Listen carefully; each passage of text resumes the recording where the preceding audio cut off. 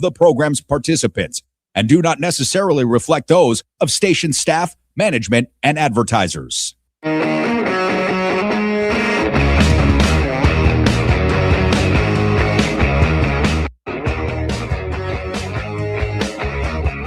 All right, what's going on, everybody?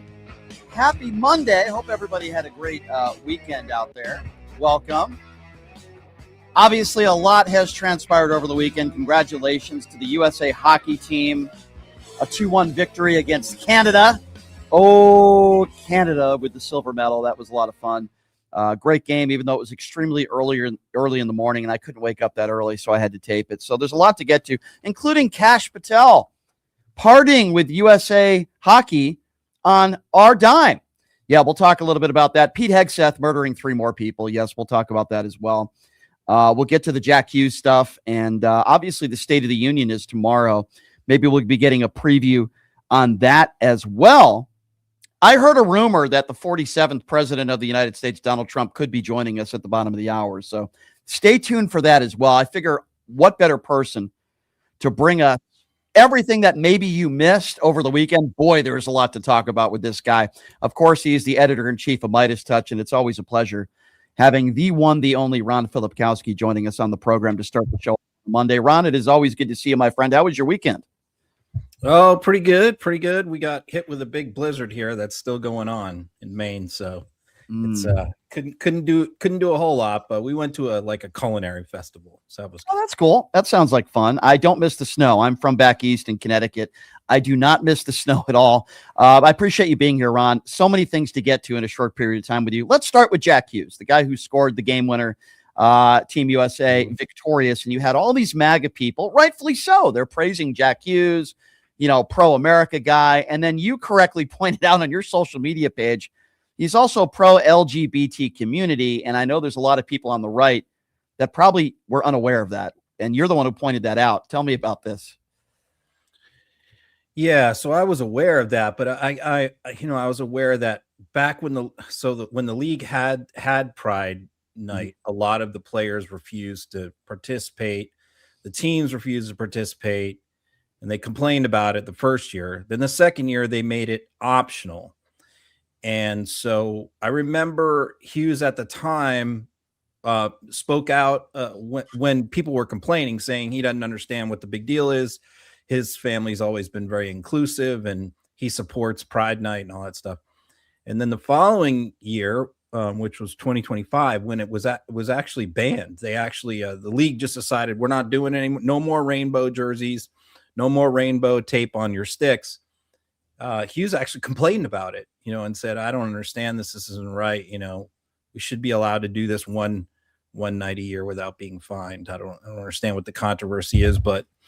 So, I wasn't going to post anything like that, except, then, of course, the MAGA accounts after the game, all the influencers and the politicians were trying to politicize the hockey team. Let's put it that way, to their side. And so I put out the video just pointing out, this guy is not full MAGA. He might be a Republican. He might be a Trump supporter. I don't know. Most hockey players are. Just like golfers, most of them are Republican. Yeah.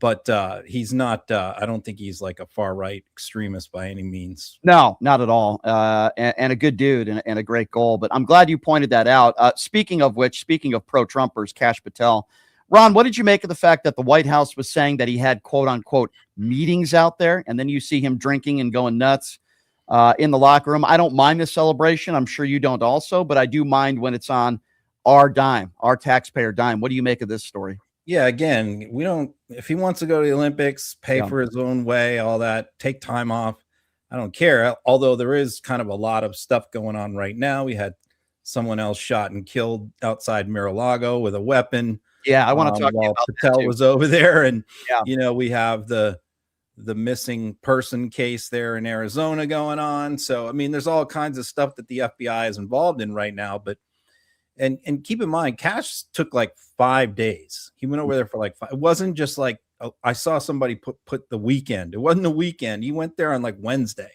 and stayed there and probably is on his way back now, maybe. So this was a 6-day deal. And so, yeah, it's one thing for him to go over there and take that time off, but then he took the FBI jet, which we know is very, very expensive. He criticized the last FBI director, Chris Wray, for using the FBI jet when he wasn't using it to go all over the place and see his girlfriend. And keep in mind, Cash has been under a lot of criticism for his use of the jet before this. Right. Flying to his girlfriend to watch her sing the national anthem in front of a wrestling match, going to all different places with this jet. So this is not the first time. And then we see him over there. So the excuse was, and we also know, by the way, he's a huge hockey fan. He has been to multiple NHL games this year. He plays hockey. He's in the DC Men's League, which, by the way, I saw a reporter posted over the weekend that he said Patel was like one of the worst players in their men's league. By the way, I thought it was kind of funny. I didn't post that because I didn't want to come across as petty, But so we know he's a massive hockey fan, and we know he wanted to glom on to the whole situation. Then he makes it even worse by crashing their locker room, right? And gets somebody filmed it. One of the players or somebody with the team filmed it and leaked it out to a reporter. Where he's partying, slamming beers, and then he tries to act like they're his friends and they invited him in. Give me a break. I mean, if this guy wasn't the FBI director, they wouldn't give him the time of day. Yeah. They wouldn't even look at him twice. But he muscled his way in there. I'm sure they didn't want him in there, but he got himself in there, and they in the middle of the team. It was literally just Cash Patel and the team, like no one out. There weren't any coaches there. There wasn't family. It was Cash and the team celebrating the gold medal. Then he puts Trump on speakerphone, and Trump. I mean, of course, Trump is going to take anything like this with his approval rating in the toilet. Mm-hmm. Any kind of sporting success, sporting event, he tries to wrap his arms around and claim it. For his own. So he immediately invites them to the State of the Union, invites them to the White House, says he's going to give them all more gold medals, I guess an extra gold medal, because he just wants to wrap his arms around this team, which is very popular because he's not. Right. And then, he made it even worse by making the kind of a snide comment like, I hate to tell you guys this, but I'm going to have to also invite the women's team. They're not going. Just made it even worse. But then, of course, the way he said it, they probably weren't going to go anyway. But the way he said it was very condescending and snide, saying, misogynist. Yeah, I guess I have to invite them. So they immediately said, no, we're not going. Good for them. And by the way, you mentioned approval ratings. I saw the latest, 26% among independents. That's where Donald Trump's approval rating is among independents, which is abysmal, right? It's terrible. Yeah, it's 39% overall in the new CNN poll. And he was complaining about it this morning, saying, I don't understand it. I'm doing all these amazing things. I don't understand why my poll numbers are so low. It's like, he has zero connection whatsoever to the average American. You're right. Absolutely. None whatsoever. Let's talk about this alleged attempted assassination attempt where you have this young man in his early 20s trying to get into Mar-a-Lago. And it's funny. It's not funny, but it's sad that we have all these people on the right that are claiming the left tried to assassinate Donald Trump again. We're learning more and more about this individual. And the only reason why I'm bringing up any political affiliation is because the right, they're the ones who are trying to do it. They did. He didn't have a political affiliation. Members of his friends and his family, as you know, are on the record now saying he was pro-Trump, that he voted for Trump in 2024, and he spoke openly about his support for Donald Trump. But lately, the last few weeks, he's been allegedly, according to some people that he worked with, upset over the Epstein files. That there's right. That's some of the most harshest critics right now of Trump are former Trump supporters who are pissed off about Epstein. I mean, if you go online, there's some of the most militant, aggressive people against Trump right now are the people who supported him who are disillusioned.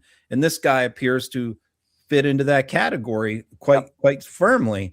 So, but you're right. I mean, it's like they did the same exact thing that they do after every incident, whether it's Charlie Kirk, whether it's this, whether it's any of them, a Supreme Court justice. they immediately start blaming Democrats, blaming politicians. This is on Hakeem Jeffries. This is on, they were blaming the Minnesota governor. They were blaming Walz. They were blaming everybody for hours. And then, as always happens, turns out it's not a leftist, it's a former Republican or a Trump supporter or whatever that ended up doing it. Yeah, so apparently this guy was upset about Epstein. We hear this all the time. The left are the ones that are violent. The left tried to kill Charlie Kirk. The left tried to kill Donald Trump. And to me, it's so stupid. Even if it was true that this guy was a lefty, that doesn't mean this is the entire left that supports violence. Yeah, I don't understand that logic, Ron. Yeah, I mean, that's what they do. So, I mean, they do this all the time. They say, this is one person who does something, therefore every Democrat is responsible for it, Right.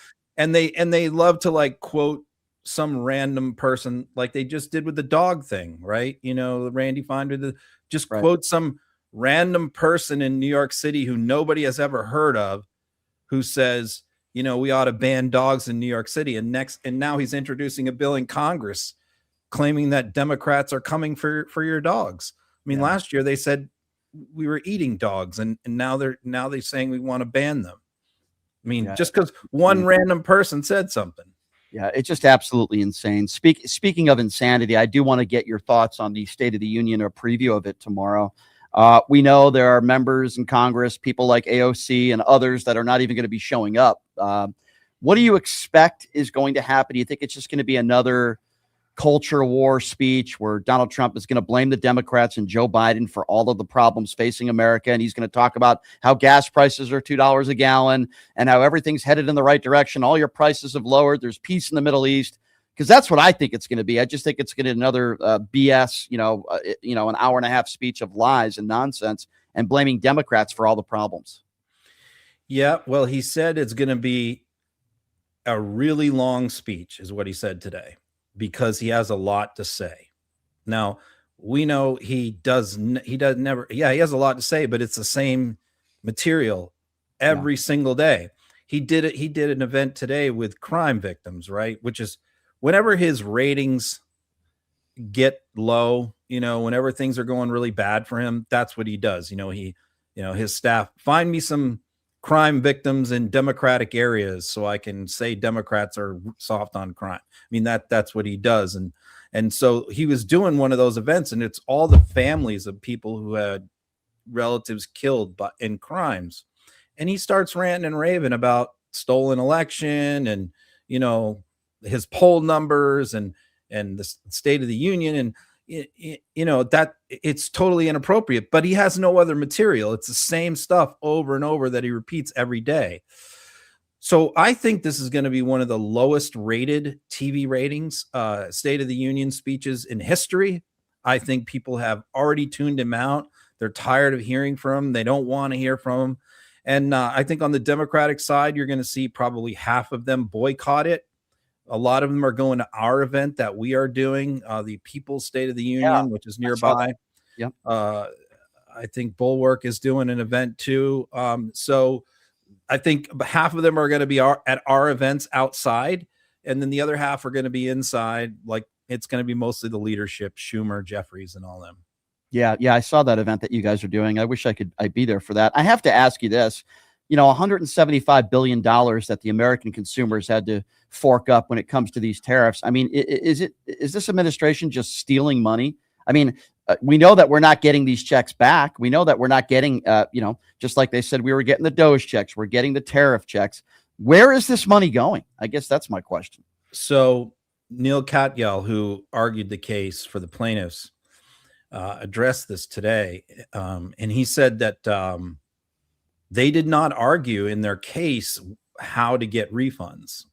He said that they were really just focused on the constitutional arguments and winning the case, not in like how the government, because he said, I just assumed that when we won the case, they were going to order the government to give the money back, and they were going to give the money back. But it's the Trump administration on the Sunday shows made it very clear with their trade advisor and their treasury secretary and everybody else who was on there that they're not giving the money back. They basically just said people can sue us. You know, if you think you're entitled to money, file a lawsuit against us. So now they're going to defend themselves against thousands of lawsuits or class action lawsuits. And so Katyal basically just said he's going to get on this now. He thought it was over, but obviously it's not, because now he has to go back to court and fight over giving them the money back. But yeah, he confiscated. So the big question is, the money's going to have to go back. And 175 billion, by the way, we don't have. Like, we don't have the money. So it has to be like borrowed and given back. It's not on a tariff shelf like Trump claims. But the big question is, like, once they give it back to the companies, what are the companies going to do with it? Because I've seen a lot of commentators already say the companies are just going to pocket that money. Yeah. You know, and the actual consumers who really ended up paying it are not going to get anything. Yeah, and I'm not surprised to hear that. So, Ron, on any normal day, this would be the biggest story of the day in any normal presidency. Obviously, we're not living in those times, but 3 more people dead, another boat strike. Some people could characterize it as a war crime or murder. And the Trump administration, and particularly people like Pete Hegseth, continue to gloat and brag about it. Like I said, on a normal day, this would be a huge story, but it's kind of swept under the rug today, right? Yeah, it's amazing how we do that. You know, Yeah. it's sort of like we forgot what happened with COVID, how Trump handled COVID and January 6th and the stolen elections. And 4 years later, it's like we just forgot about all that happened. You know, it's like that doesn't matter anymore. We don't care about that. Yeah. So this again, you know, these things don't even make the news now. I mean, the first couple strikes, when the first 10 or 11 people were killed, it was national news. Then it's like the media just kind of like, oh, you know, that's an old story. Move on to they don't even write stories about it anymore. But the U.S. Southern Command continues to. It's the same thing with the pardons, by the way. Yeah. You know, the first couple of pardons was like a big deal, and then the media just stopped. There's so many of them, and they're all so bad they just stop reporting on them. Same thing with these boat strikes, and that's why I continue to go out of my way to. I post on every single pardon, about every single pardon and every single boat strike, which is put out by U.S. Southern Command, who I follow. So just because I'm not going to like ignore that this is still happening. Mm-hmm. No, you can't. And I'm glad you continue to talk about this, because under normal circumstances, this would be a huge story. But of course, MAGA supporters do not want to hear about it. What do you make of this on a lighter note? Because it's so insane. This hospital ship story where Donald Trump was talking about this the other day, and you talked about it too in your Substack. You did a good job on it yesterday. What do you make of this insane story that Donald Trump had been preaching over the weekend? I mean, this is just the craziest story. And by the way, not one question about this on the Sunday shows from media. Hardly any stories at all from the media about this. And it's just a batshit crazy incident where they had all these cabinet officials on the Sunday shows, not one get asked about it. So what happens is a U.S. Navy sailor got very seriously ill on a nuclear submarine, which is like top secret. Nobody knows their locations. So it surfaces near Greenland because they don't have the medical ability to treat them. And he gets helicoptered to a Danish hospital on Greenland and gets treated there. So Trump, apparently knowing that the news of this was probably going to come out, and it probably would have been a very minor story that hardly anybody would have paid attention to. But I think what Trump didn't want is he was thinking about the optics of like the U.S. couldn't take care of one of their own sailors, and the country that he's claiming needs to be taken over by us came to the rescue. And he didn't want that story out there, even though it would have been a relatively minor story. So he puts out this thing about how there's people very seriously ill in Greenland, and we're going to send one of our hospital ships there immediately to save the people of Greenland. Meanwhile, I follow a lot of people in Greenland, and they were like, what is he talking about? Like, there's nobody sick here. Is he talking about the sailor? Is this connected somehow with the sailor? And so what it exposes a couple things. First of all, the absurdity of it, because We only have 2 Navy hospital ships, and they're both in dry dock being repaired right now. We don't even have one available for our own people, much less send it to Greenland. So that was just one absurd thing about it. And yeah, I mean, it's so asinine. And by the way, they're not giving up on it. They're still talking about it. They're still saying that, like, as soon as the boats are ready, they're going to be sending them to Greenland. And the people in Greenland are just like, we have no idea what he's talking about. So it exposed not only the fact that we weren't prepared to take care of our own troops, but it also exposed the fact that Greenland has free universal health care, and they don't have anybody seriously ill that needs taken care of by us. Such a bizarre story, Ron. So insane. Before we let you go, I would imagine there's a lot that you're going to be talking about today in your Substack. What do you got going? Yeah, a lot on the hockey stuff, starting out with that. And then a whole sprinkling and smattering of stuff from all over the place. State of the Union stuff. Yeah, for sure, as we gear up for that, because it's obviously going to be a big thing tomorrow. But sure. Some different the online feud between Nicki Minaj and Cardi B and all that stuff, which is being manipulated by bots. I saw that story. All the bots on Nicki. That story is starting to blow up because they're all going at it today. So yeah, I know Trump's social media director, and he's very heavily involved in promoting Minaj. And the story comes out that says that there's 18,000 bots that are backing up her stuff. And I'm thinking, Alex, what are you doing? And he's out there getting involved, and he claimed that the Cardi B is behind it somehow. And then Cardi B threatened to sue Alex. This is all going on today. So insane stuff. I wonder a little bit of that in there. I can't wait to read that. I wonder, Ron, who is he going to honor tomorrow at the State of the Union? Like, which culture war? What is he going to go after now? Like, is he going to honor Jonathan Ross, the officer who, in my opinion, murdered Renee Good? Like, remember when they would honor like the McCloskeys and obviously Rush Limbaugh, who's no longer here. So I'm wondering, like, who's going to be the person or persons that they are going to honor tomorrow? I wonder. Do you have any inclination who that might be? Definitely the hockey team. Mm-hmm. But yeah, I'm going to say that he's going to go back to like migrant crime victims, people who were like family members or victims. Because he's going to go back to what he won. He's not going to talk about the economy. He's going to go back to what he won the 2024 election, because that's his only playbook right now. That's his only play. So he's going to go back to the Laken Riley family, somebody like that. It's somebody who, was a victim of a crime committed by a migrant, that came in when Biden was president. And he's just going to recycle all that material again.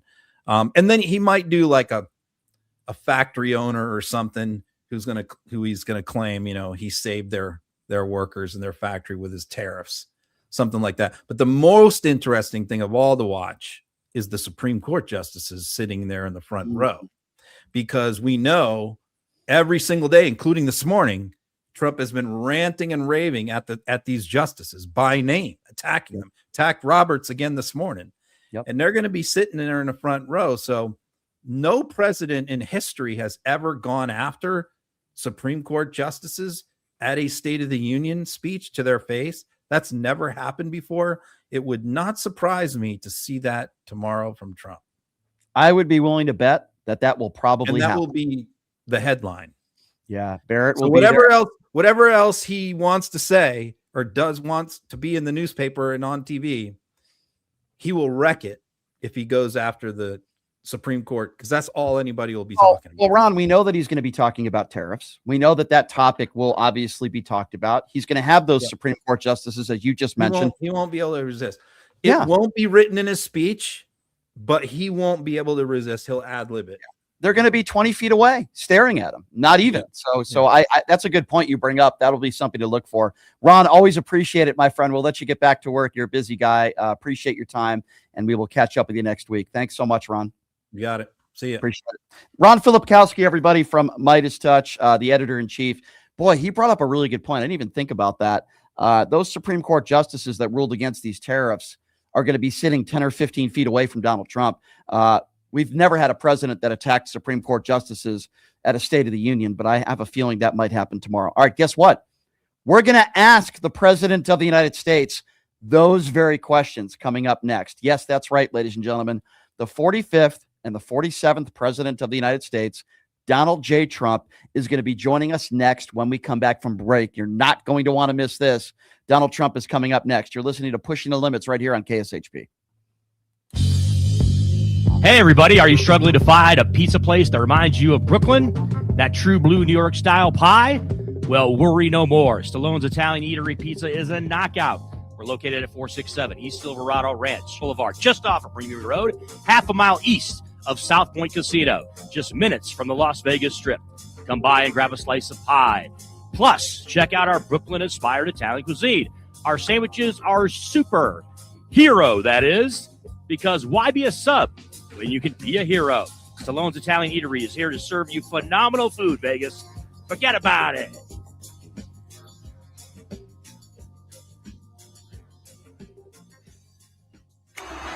Who would have thought there'd be so many kids playing ice hockey in the desert? Jake Helb's Hockey Foundation and the Las Vegas Ice Warriors, founded by Gina Yousafzai 8 years ago, made it possible for families who can't afford the equipment and fees. Donate today at www.hockeyforkids.org and help us continue making a difference. Join us in supporting Jake Helb's Hockey Foundation and the Las Vegas Ice Warriors, where every kid gets a shot at the starting line. Just a reminder, our website is www.hockeyforkids.org. All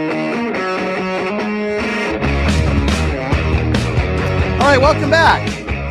It is Pushing the Limits on a Monday. Thank you all so much for joining us.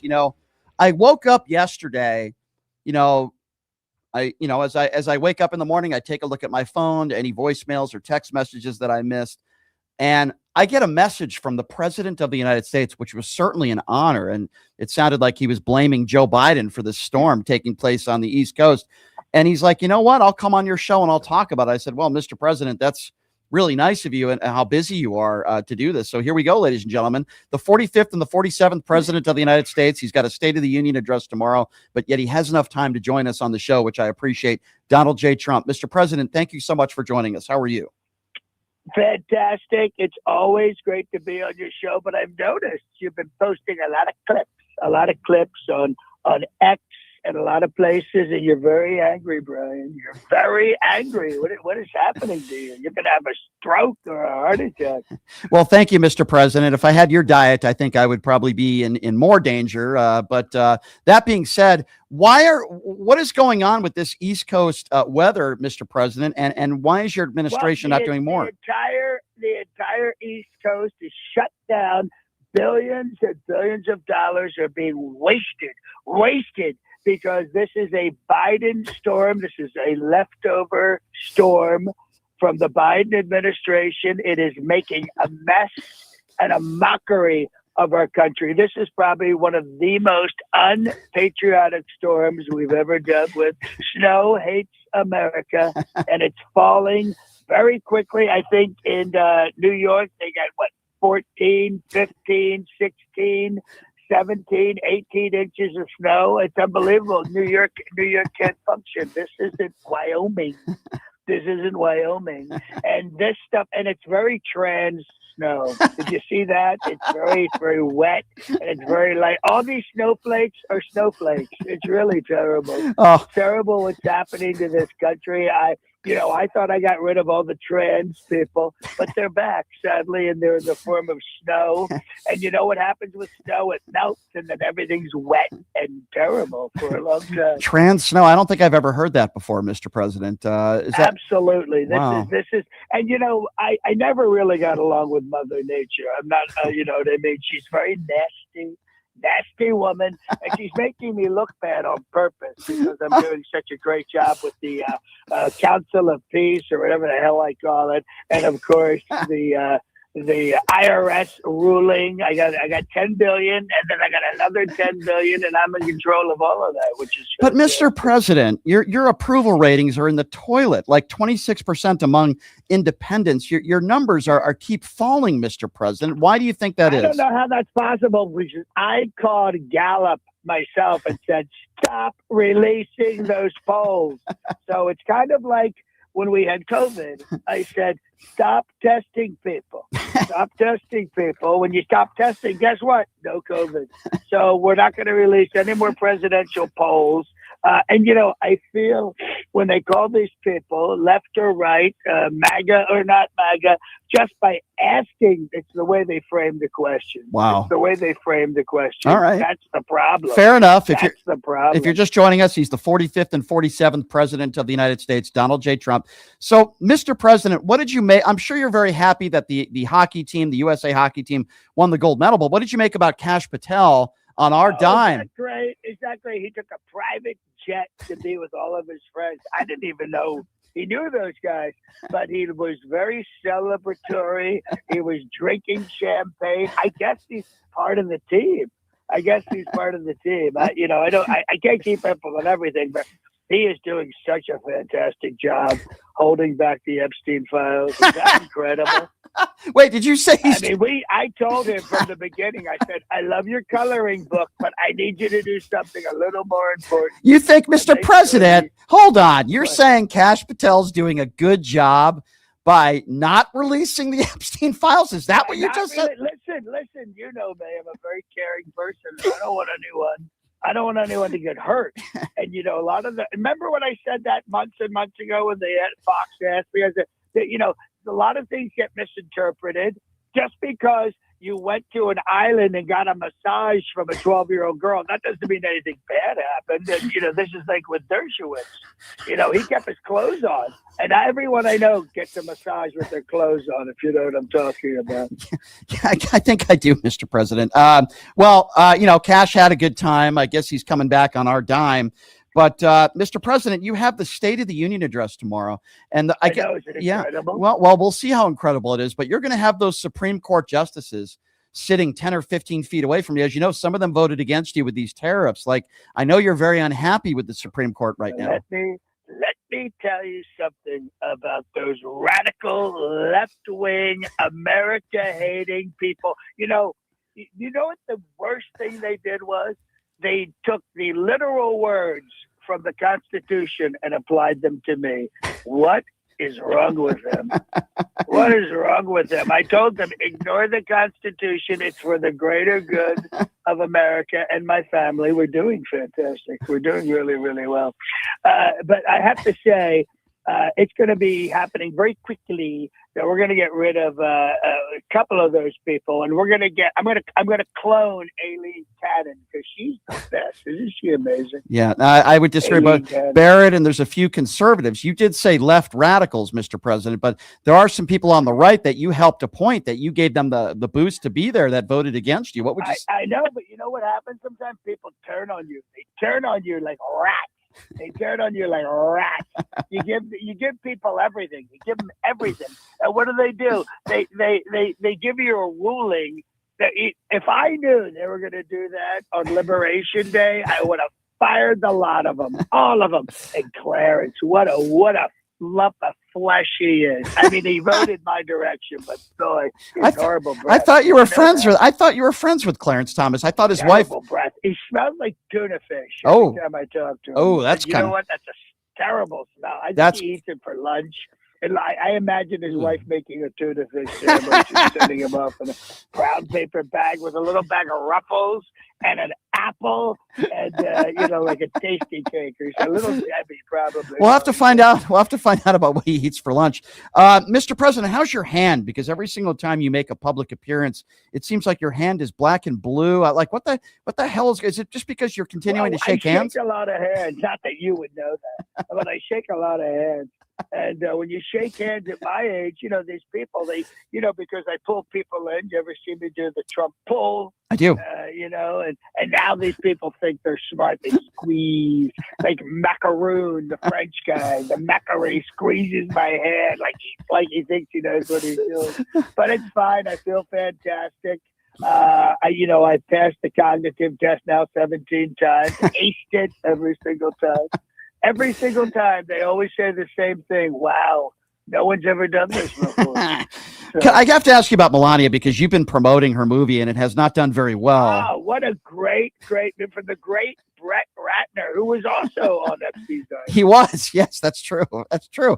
Mr. President, though, I mean, like Jeff Bezos paid your wife $40 million. They put like $80 million. They put like $80 million into this thing and it's not doing very well. Like it's not going to make any money. I mean, why do you keep promoting it? Listen, a lot of movies don't make money. I mean, look at Heaven's Gate. That lost a fortune. I mean, there's a lot of, people, I hear the left, oh, this movie lost money. This movie lost money. A lot of movies lose money. A lot of movies. There's a lot of bombs. Ishtar. And that had Dustin Hoffman and Warren Beatty, and that was a total flop. I mean, look at The Love Guru from Mike Myers. That was $62 million. And that was destroyed New Line. Mr. President, there's also a lot of American. Very long list of flops. This was not a flop, by the way. It was not a flop. All right. Well, if you say so. You look great. If you say so. Absolutely incredible. Well, I mean, if you say so, Mr. President, if this isn't a flop, but you just talked about Americans, and people losing money. What about the $175 billion with the tariffs? Where is this money going? Like, are we getting the refund? What's going on here? Well, we're gonna figure this out. Things happen to people. Scaffolding falls. Toasters end up in bathtubs. There's accidents. Tires get very worn on people's cars. Who knows? We could have a brand new SCOTUS, a new batch of Supremes very soon, and then they would, then all of their rulings would be null and void, and then we get a new ruling on this. But if it doesn't happen, we will figure something out because that's what I do. I'm very nimble, and I think there's going to be something where all the companies who put in money, they'll probably get something back, because Nutlick, he had a program which I didn't know about. Where his sons were selling insurance on the shorts if the tariffs didn't work. So I think a lot of people have made a lot of money, and people are very happy. I'm very happy. I think his name is Lutnick, not Nutlick, but maybe we call him that as a joke. Oh, okay. Can I as a joke because he's a nutlicker? The guy. Fair enough. But Mr. President, he lied. He said that he was never on Epstein Island a few weeks ago, and then when some of the Epstein files were released, it shows that he was on Epstein Island, and then he says he brought his kids there for lunch. Do you believe him? And then he brought his kids there for lunch? Yeah. Well, he probably was thinking, he loves free food. I don't know if you realize that. So he probably got like a free meal. And the kids loved it. I hear there was a bunch of other kids there, too. So when you go there, you want to go to a place where there's a bunch of other kids. And from what I understand was Epstein Island. There were tons of kids. And he brought his kids. And his friend brought his kids. I don't know if they got everybody back. But I think it worked out very well. All right. And listen, busy people. Like, you probably remember every person you meet. You can't, people like Howard can't remember all that stuff. That's true. They're very busy. We shouldn't hold it against him. Busy people. I mean, he probably goes to a private sex island all the time, and then you start forgetting about it. What sex island was it? Was it the one with the teenage girls or the younger one? That's true. You're probably right. It's probably an honest mistake, and he just forgot. Before I let you go, Mr. President, is there anything else? I know you have a big day tomorrow. You got the State of the Union. Your poll numbers are not great. Is there anything else you want to share with my listeners and the American people? I do. I actually do. I do, because there's this monkey. I even saw it in the Washington Post. I don't give a crap about this monkey, but this is the problem with America. Okay, do you know the monkey I'm talking about? I don't know. I know you compared the Obamas. You compared the Obamas to monkeys, which I think was racist. Excuse me. That was a voter fraud video. That was a voter fraud. No, I didn't hear Schumer complaining that he was a lemur. Like, oh, it's offensive to make a Jew a lemur. I didn't hear that. But the sensitive snowflakes, the Obamas, and the left. Oh my God, boy!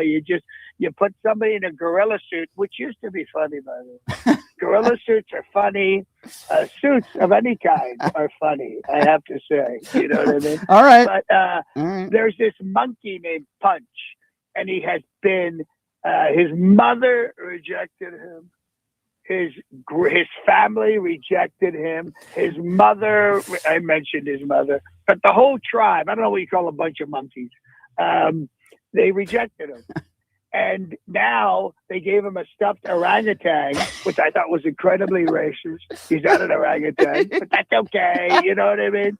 So anyway, he gets this stuffed orangutan. He's pulling it around. And now the internet's in love with this loser monkey. He's a loser. His mother doesn't like him. His family doesn't like him. His village doesn't like him. But this is the problem with people. People love losers. We'll tell you what, I love winners. I love winners, and America is going to keep winning. We are building an arch in Washington, D.C., the Arch to Trump. We've renamed, we've already renamed the Kennedy Center, which is doing very well. We closed it. It's doing so well. So everything's fantastic, and we're just going to keep making America great again. Mr. President, before I let you go, the voicemail that you left me yesterday, I've been sharing that with some very prominent people, and they really appreciated the voicemail you left me. So I want to say thank you for that. You're more than welcome. When I don't have anyone to talk to, I leave voice messages to you, Brian. Thank you, Mr. President. I appreciate that. I thank you so much for joining us, Mr. President. If you could just pass along your phone to your good friend, John DiDomenico, that would be great. Hey, Brian, I'm here. Hey, John, you're on fire today, my friend. That was one of my favorite appearances of all the appearances you had. That was, John, you have so much material. It's like unbelievable. So much. I can't even keep up. It really is unbelievable. Crazy. And Aileen Cannon let him off the hook today. That's a new one. You got that knockdown. You got is it the Council of Peace? Yes. And then full disclosure, you leave a voicemail on my phone yesterday, and I sent it to like a bunch of different people, some prominent people, and I was dying. When I heard you say trans snow, I literally pissed my pants when I was laughing so hard, and I was playing it for people at the radio station today, and they were dying. It was so funny. Oh my God, that is hilarious. Now you've been going on Piers. Yeah, I've been doing Piers for like a year. I did Piers about a week and a half ago. I go on like sometimes twice a month, once a month. And it's a lot of fun. And it's a good time. I wish you could just get on there full in deck with your Trump gear and just make fun and just mock these Clay Travises and the other. I bet you Pierce would probably enjoy that. God, that would be a dream come true for me. But you're going to have a lot of content tomorrow after the State of the Union. I have a feeling, John. 100%. And he's going to bring in some special guests. Sure. Going to be there to get rounds of applause. Sure. Oh, no doubt. Probably be that monkey that I mentioned. it might be, John. It might. Hey, before I let you go, I love you, man. Give out that information. You are so funny. The Johnny D Show everywhere, especially on TikTok, but also on Instagram. And I've set up a Instagram which has all the Trump stuff to make it like an archive of all the Trump stuff. It's taking a while to post everything, but that's just Trump impersonator. If you go to my the Johnny D Show Instagram, you should be able to find it. They're linked together. I love it. John DiDomenico, you are one of the best in the business, my friend. I always appreciate it when you come on and just keep up the great work, man. I follow your stuff and I love what you do. Thank you, brother. Thanks, John. I love you too. You're doing great work. I'll talk to you soon. Thanks, John. Take care. That's the Bye. extremely talented and funny John DiDomenico, and in my personal opinion, the best Trump impersonator on the planet, and he's so great. And by the way, that is true. He did leave me a voicemail over the weekend in his Trump voice, and I was dying laughing. It was so funny. All right, so here's what we're going to do now. We're going to reset things a little bit for you. The real Donald Trump actually did have a press conference sort of today. He made a speech.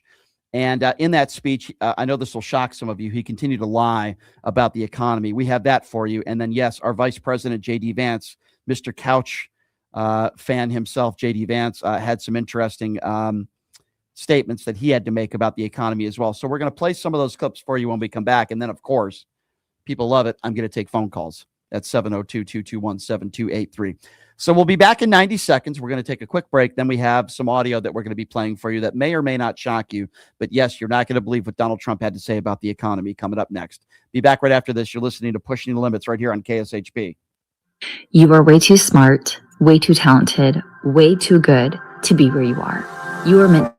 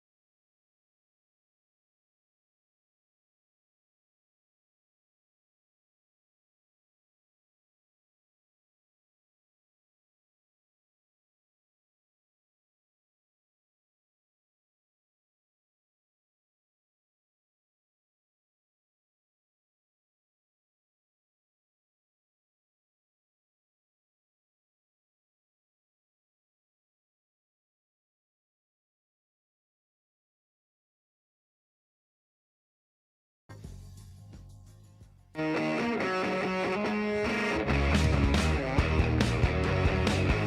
right, welcome back. Pushing the Limits on a Monday. Thank you so much for joining us.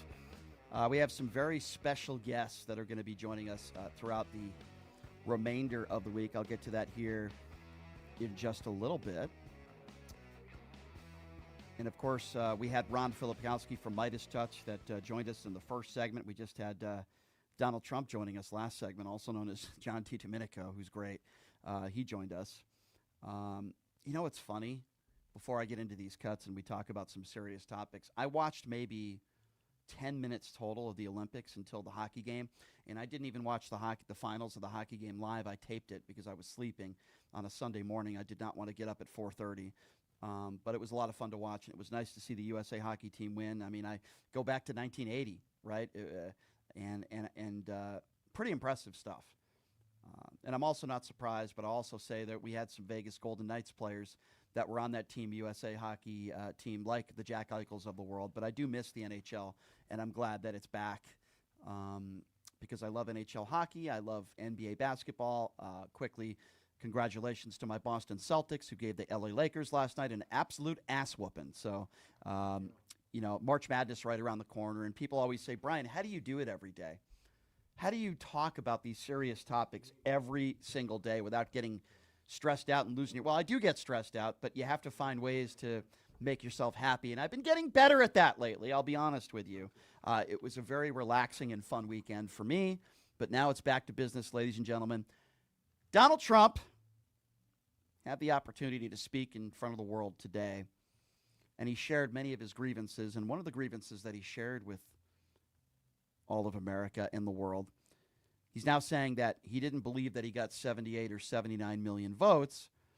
He believes he probably got 85 million and says the Democrats are cheaters, again, showing no evidence of widespread voter fraud and still hung on the 2020 election. Here it is. How I won, I got probably 85 million votes. They say 78 million, 79 million. They cheated in this election, too. It was just too big to rig. Too big to rig. But they cheated like hell. They can't win on policy. Men and women's sports. We have a new one, though. Voter ID. I think that's as crazy as they won't approve voter ID. They won't approve proof of citizenship. They won't approve no mail-in ballots, even though they know it's crooked as hell. Where the ballots are sent to, in many cases, Democrats. Republicans don't get theirs, and they're calling frantically to get their ballot. A Democrat will get 3, 4, 5, 6, and even 7 ballots. And then we're supposed to win. That's what they're good at. They're professional. Cheaters. But we wouldn't be here right now. I'm just thinking as we're going through it, because we've suffered through it together. We're definitely suffering through it together. I definitely agree with you there, Mr. President. It's funny, wasn't it Tulsi Gabbard that was in Georgia last week? Who are the cheaters again? I'm sorry. To this day, there has been no evidence of widespread voter fraud, yet Donald Trump and the MAGA Republicans, if they don't like the outcome of an election, they keep talking about cheating It's just unbelievable. By the way, the masterful cheater himself is the guy that's cheated on every woman he's ever been with, including Melania Trump with Stormy Daniels, unprotected, a couple weeks after Barron was born. So if you really want to talk about cheaters, I think Donald Trump is at the top of your list. Now, here is a lie that is beyond the pale, because you have so many Americans in this country that are struggling, that are living paycheck to paycheck. We know that the grocery prices have been skyrocketing, including the price of meat. We know that the private sector job growth has been in the toilet. But yet, Donald Trump makes this statement over and over again about how wonderful the economy is. Listen to this. We have a country that's now doing well. We have the greatest economy we've ever had. We have the most activity we've ever had. I'm making a speech tomorrow night, and you'll be hearing me say that. I mean, it's going to be a long speech because we have so much to talk about. Yeah, I bet it will be a long speech of lies.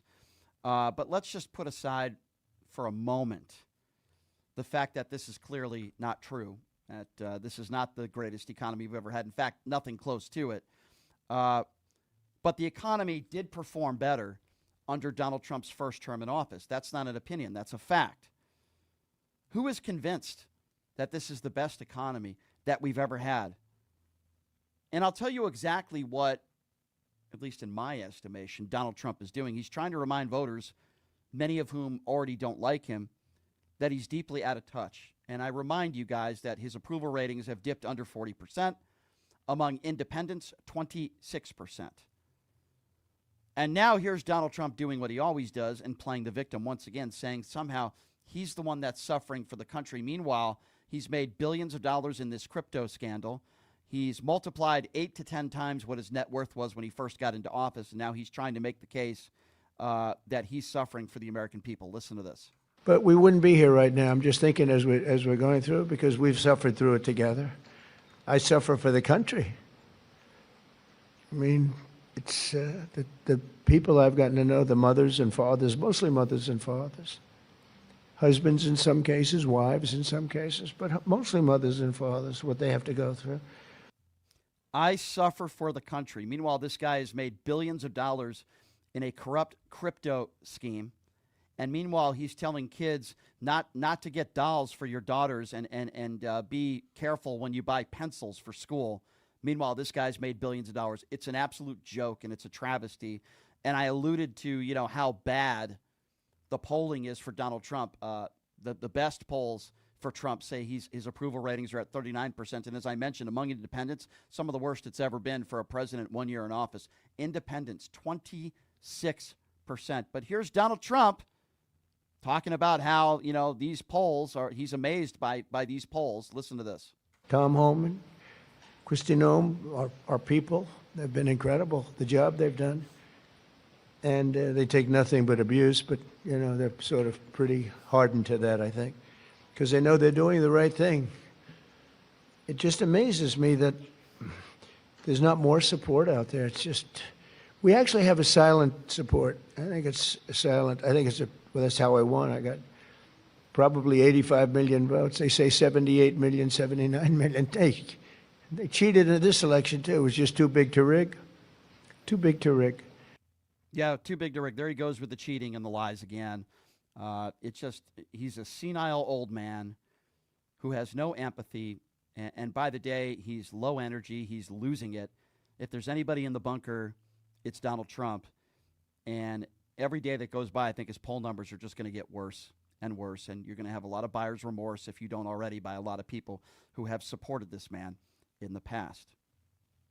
A lot of people on the right are saying that this guy is the front runner to be running for president of the United States on the right. Of course, his name is J.D. Vance. We know how much he loves his couches. And we know how much he won't defend people like his own wife. In fact, he'll throw his own wife in the gutter. And J.D. Vance was interviewed by Lara Trump. I was going to play some of her music today, but I didn't want to ruin your hearing, ladies and gentlemen. She might be the worst female singer on the planet. She's the female version of Sanjaya, if you remember him. But Lara, who surely asking J.D. Vance the really tough questions, asked him about voter ID, because MAGA Republicans demand that you must have an ID to vote. Well, this is J.D. Vance's response to this topic. Well, I imagine after the shutdown ends, number one priority will be passing the Save America Act. Absolutely. Why is that so important for this country? It's so simple. To get on an airplane, you need voter ID. To buy a beer, you need voter ID. But to do the most important thing that we do as American citizens, exercising our right to vote, we let anybody vote without any confirmation they actually have the right to vote in our elections. Now, I think, Laura, that's actually a form of theft. That's a form of theft? First of all, what the hell is he talking about? Has anyone gone to a voter booth at a bar? I haven't. Has anyone gone to a voter poll booth on a plane? What the hell is he talking about? What is he talking about? You have to be over 21 years old to drink. Okay? If a 15 or 16-year-old showed up and they suspected they were not old enough to vote, they would ask for ID. You can't just be a toddler and go into a voting booth and vote, just like you can't be someone that looks like they could be a teenager and order a beer. You can't just make up a name and get on a plane. You have to show ID. There are security reasons for that. Why is he comparing voting to getting on an airplane or buying beer? It's a very strange answer that he gave, and of course, Lara Trump did not press him on that. And here's the point in the interview where J.D. Vance starts talking about all these factories and all these great factories that are being built. By the way, we had the biggest boom in manufacturing jobs in decades under Joe Biden, but you'll never hear J.D. Vance or Donald Trump talk about that. But you hear a lot of people in the Trump administration, including J.D. Vance, which I'm about to play for you, where they say, the real boom is coming. It's coming, ladies and gentlemen. It's going to come this summer. It's going to come next year. And here's J.D. Vance doing his best to try to convince the American people that the Trump boom is going to start. It hasn't started yet, but it's going to start soon. Of reshoring manufacturing, of all these great factories that are being built. But when they turn on and you're hiring thousands of American workers per factory, that's when the real Trump boom, I think, starts. I think he's going to talk about regulatory change, the important. What is he talking about? What is he saying there? What is he mumbling? He's starting to sound like Donald Trump. First of all, the boom hasn't started. The economy has turned in the opposite direction from most numbers that have been out. And then if you guys don't like the numbers, you fire the people that put those numbers out, whether it be private sector job growth, the unemployment numbers, inflation. If you guys don't like the numbers, you either ignore it, say they're not real, or fire somebody. And again, I repeat myself, the biggest boom in manufacturing jobs in decades happened in the Biden administration. It's not happening during the Trump administration. And this is the part that really gets me going, because obviously Tim Walz and Mayor Frey are very upset at what has taken place in Minneapolis when it comes to ICE. And they've made the case, and I think rightfully so, that they believe the federal government should reimburse Minnesota for the destruction that DHS has called. And listen to how our vice president responds to that. Well, you brought up Minnesota. That's Yes. for sure been a very chaotic area. You now have the leaders there now saying that they want reparations from ICE. So Jacob Frey and Tim Walz believe that they should be paid money. They say that the federal government must pay for what they broke. Now, all of a sudden, they care about money. Apparently, they didn't care about it with the fraud. Yep. What is your response to that? Well, my response is on behalf of the American people, would like reparations from them for allowing Somali fraudsters to steal billions of dollars from the American taxpayer that live in Minnesota. They've done nothing to cut down on that fraud. So I think it's absurd for people to say, we want reparations. Reparations for what? Because we enforced the law that the American people elected us to do? Because we took people who were setting up fraudulent daycare centers and tried to get them out of this country? Because we took sex criminals out of neighborhoods and either put them in prison or sent them far away from the United States of America? We're doing the job the American people elected us to do. You are? Did the American people elect you to take away people's First, Second, and Fourth Amendment rights? Did the American people vote for you guys to execute American citizens in the streets? Did the American people vote for you guys to send 3,000 Border Patrol agents and DHS agents, even though the border is 1,500 miles from Minneapolis? No, the American people did not do that. And that's why they didn't vote for that, and that's why your poll numbers are abysmal. And by the way, if you're going to talk about Somali fraudsters, can you please tell me where the new investigations are? If you're going to talk about these Somali fraudsters, can you please tell me what new investigations came about in Minneapolis over the course of the last month or two? Anybody been charged or arrested? No, the answer is no. Because they haven't found any of this new alleged fraud that you've been lying about to go after brown people. It's the same, they're eating the cats and the dogs nonsense. You guys are liars. They weren't eating the cats and the dogs.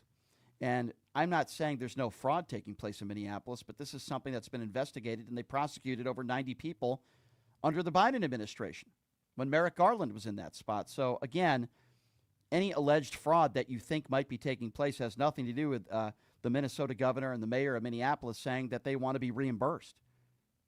It's very simple. J.D. Vance is the front runner in the Republican Party to be the next president of the United States. And I got to tell you something, folks. I guess I shouldn't be surprised, but I guess I am. He has no charisma. He has no record to run on. And I can't even imagine that many in the Trump base are big J.D. Vance fans. You're going to have a few that are, of course. There's going to be a small percentage. But I got to tell you, ladies and gentlemen, I think the Democrats have a huge advantage if J.D. Vance is going to be your front runner. We'll have to wait and see what happens. Just leave the couches away from J.D. Vance, and he'll be just fine. All right.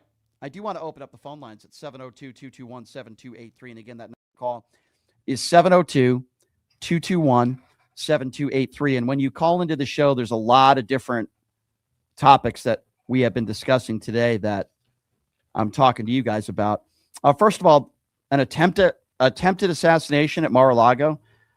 People on the right said it was a lefty that tried to do this, and it turns out that's absolutely not true. This was someone who voted for Donald Trump back in 2024, according to friends and family, a staunch Donald Trump supporter.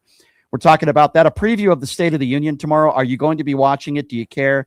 Obviously, it's my job, so I have to, but we're going to be talking about that as well. A preview of the State of the Union, which is going to be taking place tomorrow night. Team USA Hockey winning the gold, and then you have Kash Patel on the American taxpayer dollars partying with the hockey team. I want to get your thoughts on that. Do you have an issue with that? Because it was Kash Patel that was complaining about wasteful spending when he wasn't working in the Trump administration, and now we see him drinking beer and partying with the hockey team, USA.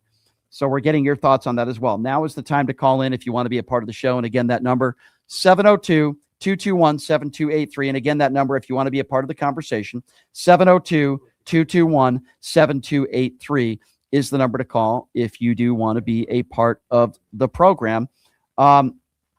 Before I get to that, I just want to tell you guys about my good friends at mybookie.ag. When you use promo code LIMIT, you get a bet back bonus welcome offer of up to $500. You go to my Facebook fan page, which is Pushing the Limits. I think we just passed like 93 or 94,000 subs. You go to 94,000, we just passed. You go to the Facebook fan page, and then you get to take a look at the promo code that I give you, and that's you use the promo code LIMITS. You click on that link and you sign up at mybookie.ag. Same wallet, sports, casino, reloads, live bets. Check them out, mybookie.ag. All right, I promised you guys we would get right to the phone calls. And yes, here we are, ladies and gentlemen. Let's start off with Democrat MAGA, who's joining the program first, I believe. Democrat MAGA, hello. Brian, I am livid today, and I think you know why. You and I are finally on the same page with something. It took a while, but we are. And you know what it is. Jim Crow 2.0 in New York with that racist mayor wants ID to shovel snow. Where are black and brown poor people going to get IDs to sign up for a $15 an hour job? This is totally going to white privilege, and it's wrong. Do you know why he's doing that? You agree with me. Answer my Jim question. Crow 2.0. Answer my question. Do you know why he's doing that? Do you have any idea why he's doing that? Give me one reason. He's racist. Okay, You so can't ask, so how that's are black not and brown people supposed to all get an right, ID. So you're not a serious person. I think the racist is you, because every single time you call into this show, you make a mockery of systemic racism in this country. I think if you want to know what racism is, I would say, sir, just look at yourself in the mirror. But let me ask you this, since you seem to make jokes about what racism actually is. Let me ask you a question. You want equality, right? You want everyone treated fairly in this country. Is that a fair characterization, sir, of your thoughts? It is. Okay. Yes. So what would you say about the $175 billion that was taken from American consumers that are not getting that money back? Are you okay with that, sir? Answer a question seriously. We're talking about Jim Crow. No. You don't run this show because you don't run this show. You don't voter You ID. don't run this show because you're a buffoon. You're going to answer my questions, or I will move on. Answer my question, Excuse me, though, sir. Well, You what didn't about the answer. Epstein files? You didn't answer my question. You're all over you the didn't place. answer mine first. No. You're. Is You, it racist? I asked you why you believe he's doing that. I asked you a question and you didn't answer it. If you don't, I did. It's because he's racist. okay, that He makes you. doesn't like black and That brown people. makes So you. they're Okay, so here's what I would ask you to do, sir, because quite frankly, not only are we off topic, but you have no clue why he did this. So here's what I would ask you to do. Look it up if you're capable of why did Googling. he- let me ask Sir, you, why did sir, he do that? Sir, it's not my job every single day to have to try to educate you. Quite frankly, it's exhausting. So here's what I would like you to do. I would like you to Google when we get off the phone, because I think you're capable. Go on your Obama phone and Google why he did that. And now, if you disagree with it, then you can call back in tomorrow and we can have a conversation about it. But you see, sir, you don't know why he did it. So how can I have a conversation with you when you're ill-informed? Now, answer my question. What do you think? Answer my no. We're following my lead now. Okay. I responded to your stupid statement. I told you what to do. We can continue that tomorrow. I'm asking you now. $175 billion based on American consumers they had to pay for these tariffs. Don't you think the American taxpayer should be getting a refund on those tariffs? And if not, why? Well, here's a couple reasons. One, should we get a refund on the tariffs that were in place before he raised them? Should we get a refund on those tariffs? I am specifically okay. So there Stupid. were tariffs in place Hold on. before. Hold Did on. we get Hold on. refunded or no? Hold on. We are not talking about any money that was brought into our government before these tariffs were implemented. Let me repeat myself once again. I need you to pay attention. The $175 billion figure, every single dollar was because of Donald Trump's tariffs that were implemented. So you're not going to get away with saying, what about before the tariffs? So now I'm going to ask you the same question again, as I seem to have to do with you every single time you call into this show. I will repeat. The $175 billion, all due to Donald Trump's tariffs. They have said that they are not giving that back to the American people. In fact, they've gone as far as to say, you can sue us if you'd like. Are you okay with that? Yes or no? Answer the question. So I think it's good, like Kennedy said, ask not what you can do, what the country can do for you, but what can you do for your country? So maybe that's helping with the national deficit. It's not. And at this It's point, not. No, it's maybe not. helping No, it's not. our grandkids Where is by your? lowering the No, it's deficit. not. They have not said they where. lowered the No, deficit, it's yes, not. they did. They have not said where that money is going. You are making a gross assumption. So you are okay with. So you are okay with the president of the United States costing the American taxpayer with these tariffs, American consumers, $175 billion, and then not giving the money back to the American consumer. And you are totally okay with that, sir. Is that what I'm getting from you? You're totally okay with that. Actually, it's helping the debt. So they keep saying you got to lower the national deficit to help. our grandchildren. They are not even saying where the money is going. You keep saying it's lowering the deficit. Then how do you know I'm not right? If you don't know either. So you're making, because unlike You're you, making the assumption no, it's not going I towards didn't make any assumption. All I said was they're not saying where the money is going. If anybody is making an assumption in this conversation, it's you. You're saying it's lowering our deficit. By the way, if you care so much about the deficit, then why did you vote for a guy who got us $8.2 trillion in debt the first time he was president? Please respond to that, sir. Well, what would you say if I told you they're using that money for social programs? Sir, would you be okay with it? sir, or would you still want to refund? Donald, Answer the question. no, you didn't answer mine. You don't tell me what to do. You don't answer a question with a question. I'm going to ask you again. You seem to care so much about the deficit. Let me try to give you some facts, but let's see if you even know the most basic fundamental facts. In the last 30 to 40 years, who's gotten us more in debt, Republicans or Democrats? Probably Republicans. No, it's not. No, it's not. No, it's not probably. The fact that you don't even know the answer to that is insane. It's Republicans. It's not probably. Donald Trump got us $8.2 trillion in debt. My question to you, if you care so much about the debt, then why would you vote for Republicans? Why? Republicans are the party 3-1. If you look at the stats, that get us in debt at a far greater rate than Democrats do. In fact, Bill Clinton was the last president who left office with a surplus. So now, since you care so much about our debt, so to speak, why would you vote for a Republican when you obviously agree with me that Republicans are the ones that are nowhere near have the fiscal responsibility that Democrats have? Then why would you vote for Republicans? You have no credibility. Well, regarding to the debt, Doge is eliminating debt. Whoa. Let's talk about that. Okay, one at a time. Let's talk about Doge. Let's talk about Doge. Would you say Doge was a failure? Did you get your $5,000 check back? And how much fraud did they find? How much? No, wait. All the fraud of the hundreds of billions of dollars that they claimed they were going to find, what percentage of fraud did they actually find? Do you know the answer to that, sir? So let's say they found 5 million. No. We're not going to. No. We're not going to say, let's say. We're not going to say, let's say. Okay. We'll go one by one. We were told by Elon Musk and the Trump administration that we were going to be getting $5,000 Doge checks in the mail. Did you get your $5,000 Doge check, sir? Not yet. You didn't. You didn't. Not yet. How much fraud did they save? If it's $1, it's still better than $0. Okay, so if that's the case, they also eliminated a third of the federal workforce, which government has been saying. Mark Cuban's been saying for years it's bloated. He said 50% of the government should be cut workforce-wise, lowest level since 1920.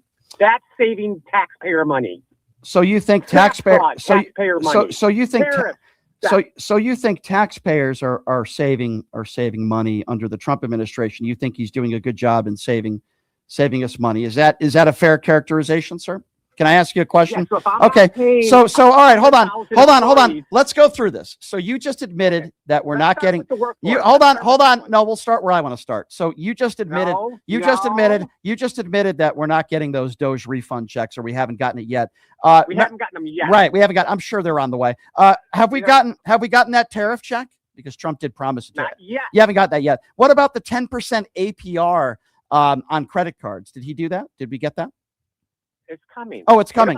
No. Hold on. Why? How about the prescriptions being 1,500% cheaper? Are they 1,500% cheaper?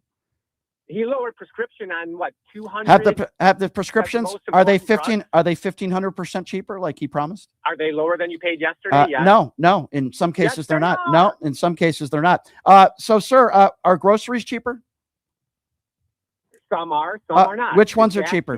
Which ones are cheaper? Well, I'll tell you what. I'm going to go to Smith's and look up all 10,000. No. Name me 10. No, not 10,000. Name me 10. Not 10,000. No, not 10,000. Name me 10. Name me 10 items in the grocery store that are cheaper now than they were a year ago. Can you do that for me, please, sir? Yeah, the generic Nabisco brand wafer cookies down 10 cents. I saw that for sure. I got a thing from Smith's on that. You did. So I know that's one. The wafer cookies. Okay. Can you name me a couple more? I have it. It's in. Okay. Well, it's on your folder. So yeah. I'm sure. No. We're gonna stick. No. We're gonna do one at a time. We're gonna do one. I'll talk about the Epstein files, but you need to be quiet and let me finish making my point. Okay, virtually 99% of the items that you would find in a grocery store. Okay, You're telling me if there's 10,000. Pot them down. The problem with you, sir, is that you use your right-wing talking points and you don't know how to get educated on these issues. And listen, eggs are slightly down than they were a year ago. The price of meat has skyrocketed to the highest price in 28 years, and virtually every single item in the grocery store is either at the same price or higher than it was when Donald Trump took office. Now, I understand you don't like the word fact and you struggle to deal with facts, and you have no problem with American consumers forking up $175 billion. You have no problem with that. $175 billion the American taxpayers had to fork up with these stupid tariffs, and you have no problem with none of these American citizens getting money back. Now, you brought up the Epstein files, which I'm happy to talk to you about, sir, before I let you go. Here's my question, sir, and forget about the possible criminality of Donald Trump. Let's just put that off to the side for a moment, even though I do think that Donald Trump has committed some crimes. But let's just, for argument's sake, say he didn't. Does it concern you at all that Donald Trump's name is in the Epstein files thousands of times, and that Pam Bondi and others in Donald Trump's administration have not opened up any new investigations? They haven't interviewed any of the victims. They haven't interviewed any of the alleged perpetrators. Is that problematic to you at all? And by the way, my question has nothing to do with the past. because I know a lot of you Trumpers like to use whataboutism. It has to do with the now. Does it bother you that the Trump administration is not doing anything except protecting, it seems like, these people, these bad people, including Donald Trump? Does that bother you at all? Oh my God, I was being sarcastic. That's your reply for everything. Answer the question. Yeah, No. absolutely. Pot him down again. The question had nothing to do with the economy. You're the one who brought up the Epstein files, and now all of a sudden you don't want to talk about it. So I'll repeat myself once again, and this will be the last time I ask this question, you coward. Does it bother you that the Trump administration has not opened any new investigations into all these victims in the Epstein files? Does it bother you that they've not only redacted names of the victims, which obviously they should do, but they've redacted alleged perpetrators? They haven't opened up any new investigations. They say they're not opening up any new investigations. And Donald Trump has called this a Democratic hoax. Is it problematic to you that Donald Trump's name is in the Epstein files from what we've seen thousands of times? Is that problematic to you? And does that bother you at all? That's my question, sir. And I'm not going to ask it again. Please answer. Yeah, so it's super problematic that my party, the Democrats, won't prosecute anybody. Okay, pot him down again. One thing Pot him down again. You are not going to dodge the question. My question had nothing to do with Democrats. Why? Republicans run the House and the Senate, and Donald Trump is the president of the United States. So I don't allow people like you to play whataboutism. Okay? I've asked you the question now twice. And the reason why you don't want to answer it is because any reasonable, decent person, which, by the way, you are not, would say, yeah, this is really problematic. This is a huge cover-up. I want justice for the victims. Instead, you say the Democrats, the Democrats, the Democrats. Well, let me tell you something. Every single Democrat in Washington, D.C. a few months ago voted to release the Epstein files. The only people that voted against releasing the files were Republicans. So you, sir, are a waste of my time. And I guess my last question for you is, how do you live with yourself? How do you wake up in the morning and live with yourself when you are the biggest Trump mushroom gobbler of any person that calls into this show? You are incapable of criticizing Donald Trump for anything. You are ill-informed. You are uneducated.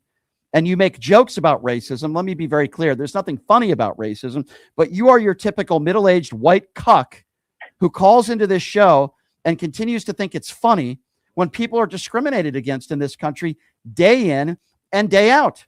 How do you live with yourself, sir? I guess that maybe that's my last question for you, since you won't directly answer any of my other questions and you pivot. How do you live with yourself, sir? How? Well, being a strong patriot, Democratic patriot. You're not a Democrat. You're not a patriot. You're Yeah. not a Democrat. You're not a patriot. And I truly hope that they deport you to Gaza. Have a nice day. 702-221-7283 is the number to call. 702-221-7283. Let's go to Brandon. Brandon is next up on PTL. Hello, Brandon. You're not a patriot. Go ahead, Brandon. All right. So, as you know, the Mar-a-Lago shooter was a Trump supporter. Third time in a row. 3 for 3, right? Well, I mean, he did vote for Donald Trump, and his, as you know, his people that he worked with are on the record saying that he shared his support for Donald Trump, and he voted for Donald Trump in 2024. And the only reason why I'm bringing this up, Brandon, is because there are a lot of people on the right that are blaming the left for this. And again, this was a Trump supporter, and I think it's very important to note that. So, this is a point at a time in this country where people are just tired.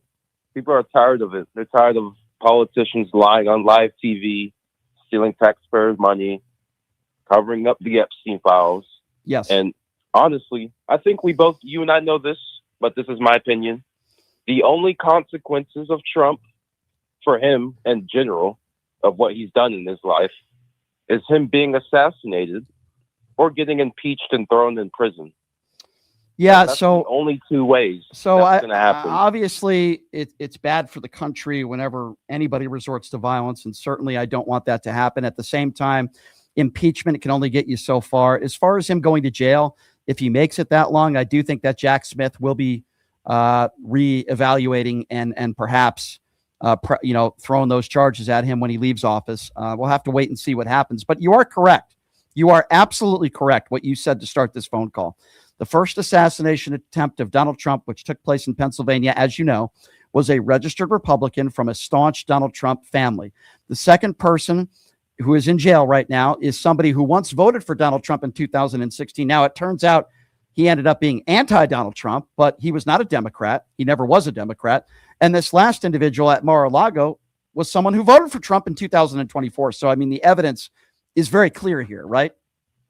Yeah. So, how bad of a president do you have to be to get impeached twice in your first term and then have 3 assassination attempts after that? They impeached Bill Clinton because he had oral pleasure and lied about it. And this is, and did you see how angry Republicans were over Bill Clinton's behavior? Yet a lot of people would say economically based, he was probably the best president of our lifetime as far as, policy, from a policy perspective. I don't condone his behavior, but at the same time, Bill Clinton and Hillary Clinton are willing to testify under oath about anything, about the Epstein files. So to answer your question, I don't condone violence in any way, shape, or form. But when you look at Donald Trump's approval numbers, they are abysmal.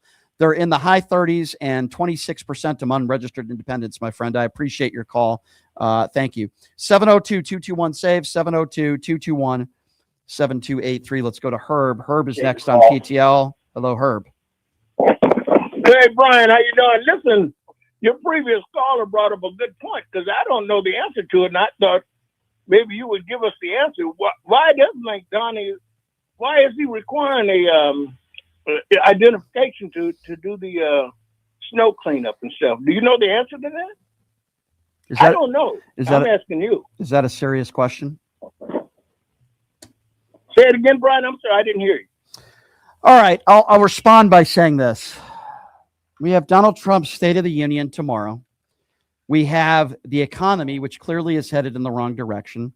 We had more boat strikes that took place earlier this morning where 3 people lost their lives. A lot of people would consider that a war crime.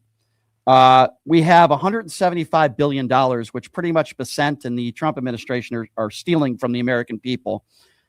And you've called into this show, and your concern is how Mamdani wants people to have ID to shovel snow. Do you know why he's doing that, Herb? Clearly you don't. Here's why. No, I don't know. That's what I'm asking you. A large part of why he's doing that is because in order to get paid, you have to pay taxes, and you can't pay a 13 or 14-year-old money to shovel snow because they have to be official in a work capacity to do so if they're asking for money. You have to have ID to be paid. If you're paid, you have to pay taxes. A 14 or a 15-year-old cannot pay taxes. This is such a stupid conversation, and it's amazing to me that of all the issues that I just listed for you, this is the one that you're concerned about.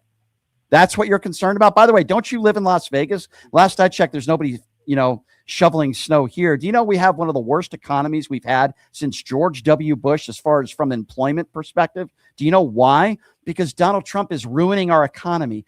That's why. Donald Trump is doing that. So while you might be concerned because it might be an opportunity for you to go after a brown mayor in Mamdani in New York City, the real issues facing this country are because of Donald Trump's policy on tariffs. So now I did answer your question honestly. Now I want to ask you a question. Does it bother you? You always do. You always. I'm not allowed to ask you a question. I'm not allowed to ask you a question. Wait, hold on. Go ahead. So go ahead, Brian. Go ahead, because I was going to make a rebuttal comment to what you just said. Okay, but I know you don't want me to do that. So here's why. My concern isn't people shoveling snow in New York City. My concern is $175 billion that were stolen from the American people because of Donald Trump's tariffs. And instead of reimbursing the American consumer, they've said, go ahead and sue us if you want. I'm wondering, as a Trump supporter, if you're okay with that. Are you okay with that? I think that the tariffs have done a lot more.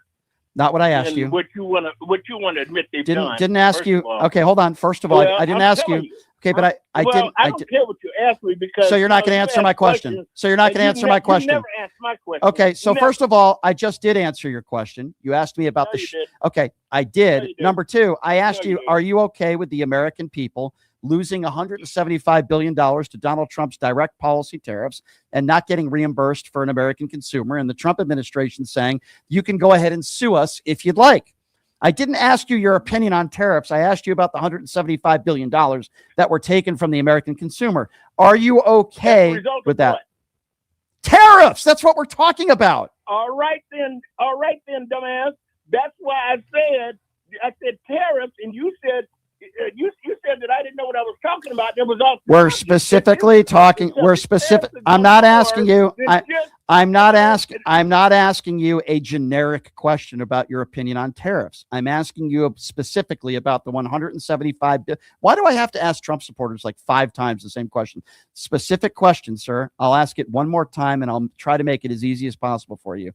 The $175 billion where Trump said that you guys would be getting checks back, tariff checks. They've now switched course and said that not only are we not getting reimbursed with checks, you guys can sue us if you want to. I'm asking you specifically about the $175 billion. Are you okay with that? Do you understand my question? Do you have comprehension to be able to answer it? Well, let me answer it for you. Yes, I am okay with that. Of course okay? you are. Of course you So are. that answers that. Now let me ask you a question. Of course you are. So they could just steal from the American people, and you're totally okay with that. Well, I don't think they killed the American people. That's Oh, my they point. didn't. So that's different. where's that money going? Where's it going? Let me ask you something. You don't know where it's going. How about that? Let me ask you something. So the reason why I asked you the question in the first place is because Mondani and you liberals I'm not a liberal, so don't want to have any kind of pot him ID down for this again. whole. Pot him down again. Your question had nothing to do with voting, Herb. You didn't ask me anything about voting and voter ID. I didn't even give you my opinions on voter ID because you didn't bother to ask. Instead, you asked a stupid question about snow, shoveling snow because you're a moron. That's number one. Number two, there's nothing wrong with being a liberal, but because somebody destroys you in a debate and they're anti-Donald Trump, you automatically assume that they're a liberal. So why didn't you just ask me a question about voter ID instead of your stupid question about, shoveling snow? Why didn't you just ask me? Brian, would you like to ask me a real question? Okay, let me answer your question. Yeah, there you go. Why don't you ask me a real question? If you pod me down again, I don't care. I don't care. I don't care. You can hang up right now. Okay, I don't care. fine. Hang up But then. I'm just saying. I don't care. How do you feel about the safe act? So why If didn't you have you? a problem So why didn't you ask with me the that? SAFE So why didn't you ask me that instead of asking me a stupid question about shoveling snow? Because to start off, I wanted to know. Do you know what my I don't know opinion the is on reason voter ID? why- Do you know what my opinion is on voter ID? What? I'm asking you, do you, because you just No, I made a don't. judgment.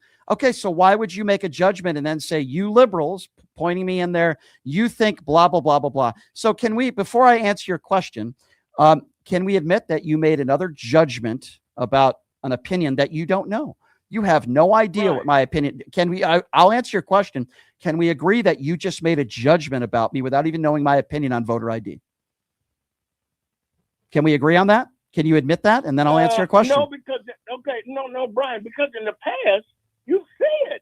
What did that I you say in had the a past? problem with people having IDs. You said that. In the No, past. I didn't. Nope, that's not. Remember, I've Nope, been listening nope, to you for nope, about nope. 50 I know, but the problem with you, Herb, is you have a lot of MAGA wax in your ears and you don't listen to me. Here's what I No, did. So stop Herb, that bullshit. here's an You say that every time. Herb, here's your opportunity once again to not swear on the air, which you just did, which I asked people not to do, and that's why we potted you down.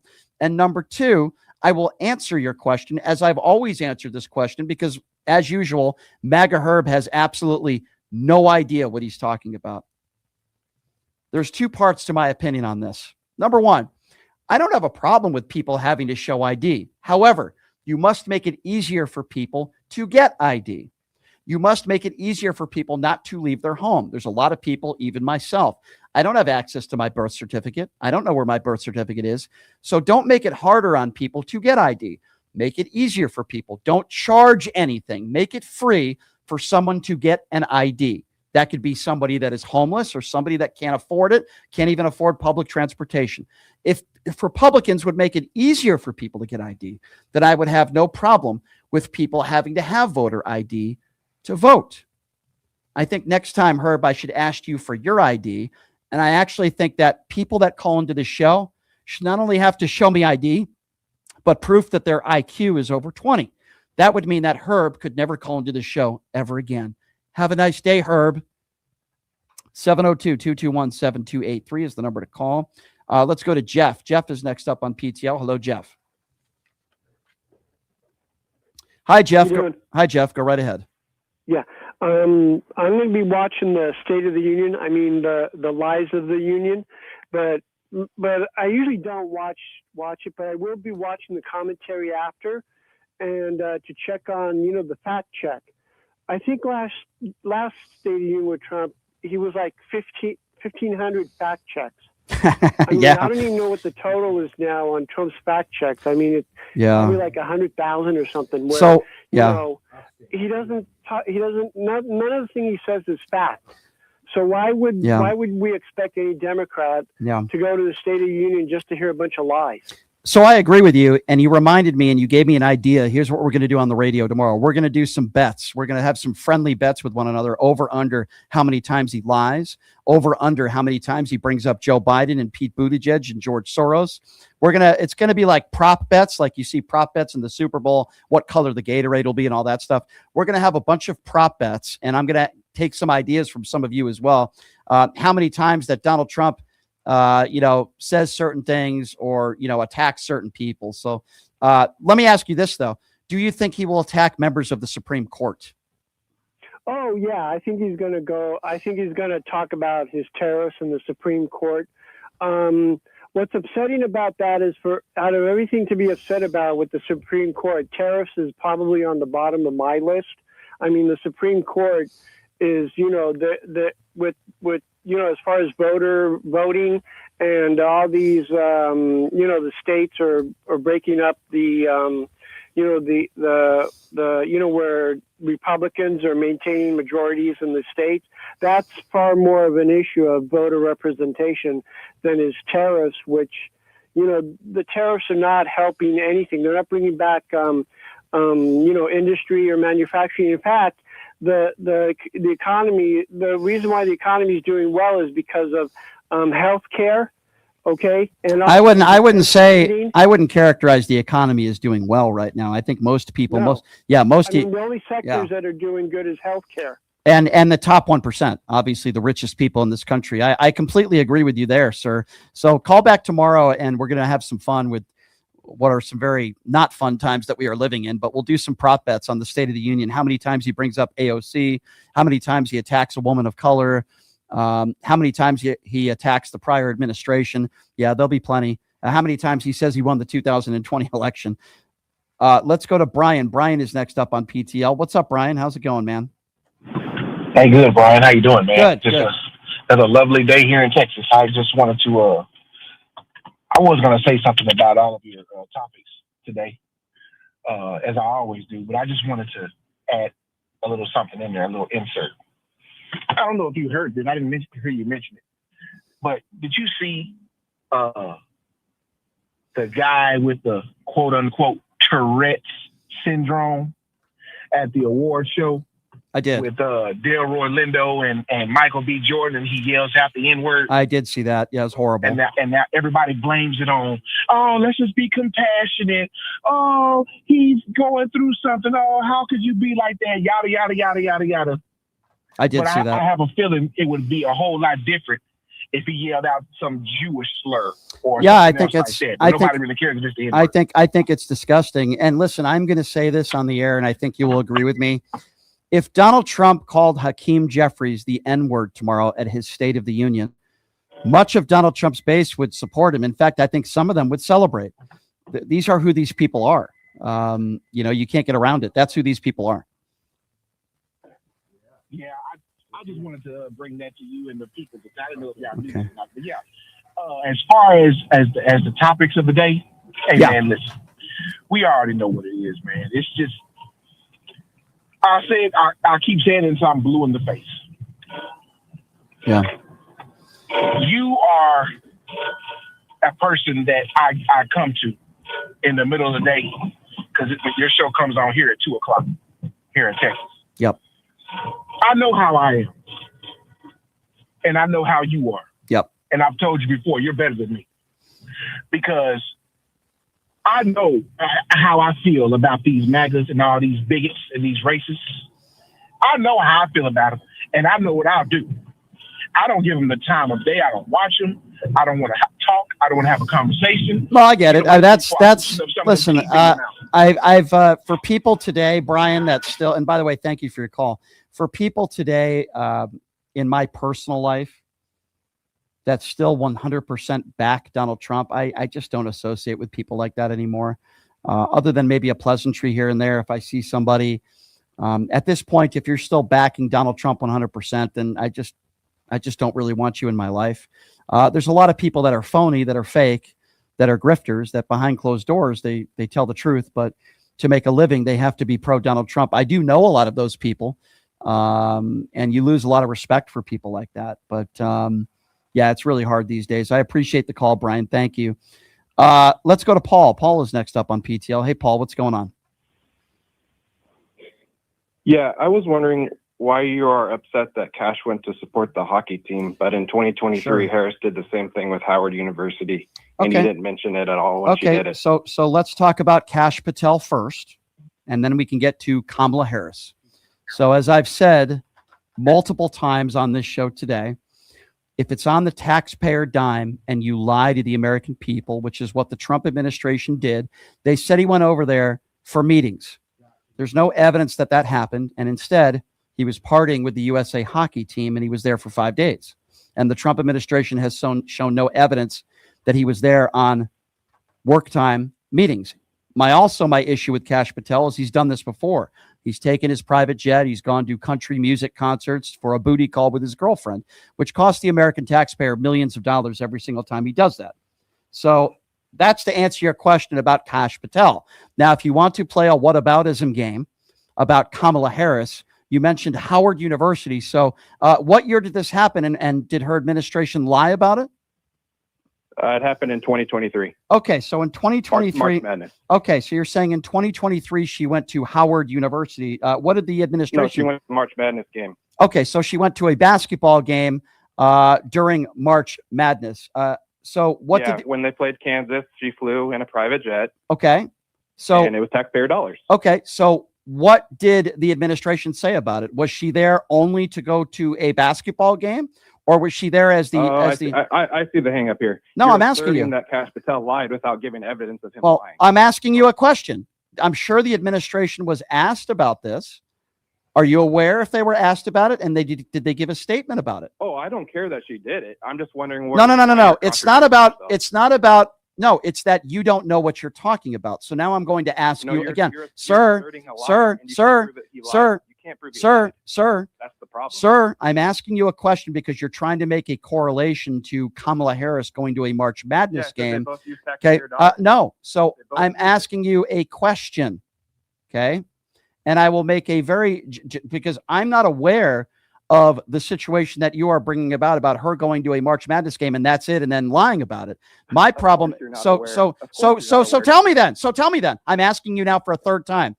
In the administration as vice president, because Kamala Harris, vice president, did the administration make any statements about this at all, to your knowledge? Yeah, they use taxpayer dollars. No. To That's March okay. Madness. I'm asking you now. I'm asking you. I'm asking you now. I'm asking you now for a fifth time, and I will ask you again. See, the reason why I'm no. Okay, no. I am answering. Okay. You see, sir, I have a problem with wasteful spending. Like, for example, when Donald Trump goes to the Super Bowl and leaves at halftime. Okay. I have a problem with wasteful spending when Donald Trump goes to a NASCAR event. Okay. The issue here is you're trying to compare Kamala Harris allegedly going to a college basketball game to Kash Patel going overseas, being there for 5 days. Now, Kash Patel was there for 5 days. The administration said he was there because he was for business-only meetings. That was a lie. It wasn't business only. He went to the hockey game. He partied with the team. I'm going to ask you now one more time, because when you make a correlation or try to compare the two, I'm asking you, what did Kamala Harris do? Do you have any evidence to show that the administration lied and made a claim that wasn't true. I'm asking you more information about this NCAA basketball game that she went to. I'm asking, no, I'm making an assertion. Pod dumbass down. Hey, dumbass, asking you a question is not making an assertion.